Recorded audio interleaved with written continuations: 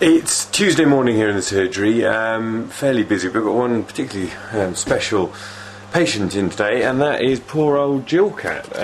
She's not feeling too well at all. She's been being sick at home, just generally very dull, very depressed, off her food, really not feeling very well at all. So I'm quite worried about her actually. So I brought her into the surgery, just taking some blood from her, and hopefully that will give us a clue as to what's going on, because I'm not sure at the moment. I'm wondering whether she could have eaten something poisonous, or I don't know really. It's hard to know what's going on with her, but fingers crossed it's nothing too serious, because you know, she's obviously a particularly special patient for me.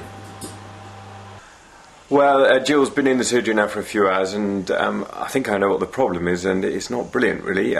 We've done some blood tests, and they show that she's suffering from quite serious acute renal failure, and I think she might have been poisoned with some antifreeze, which is not that uncommon at this time of year. I don't know where she'd have got it from. She must have found some in a house nearby, I guess, and that can cause really serious renal failure, and unfortunately the outlook is not always that good. So we've got her on a drip at the moment, and monitoring her closely, but the outlook is not wonderful. So it's a case of lots of fingers crossed and symptomatic treatment, and really hoping she pulls through, because it's going to be tragic if we lose her. So fingers crossed she starts to improve over the next few hours.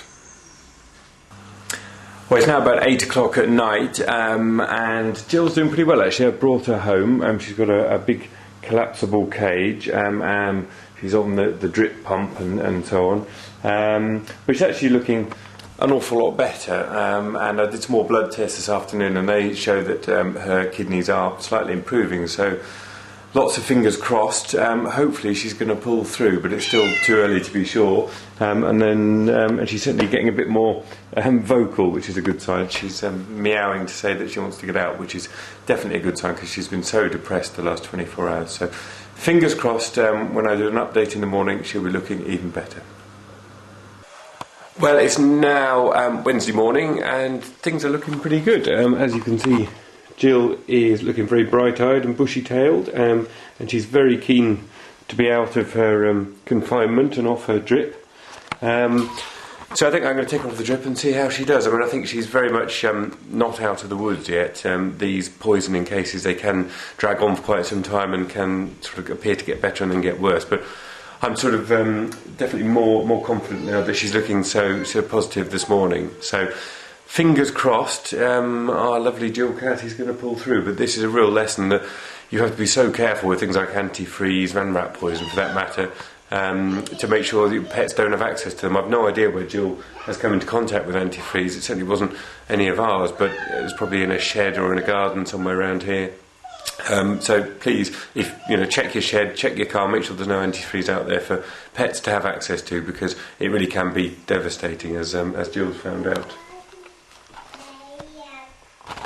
Just a final sign of her hopeful recovery. She's eating again after about 3 days of not touching her food, which is most unlike Jill Cat.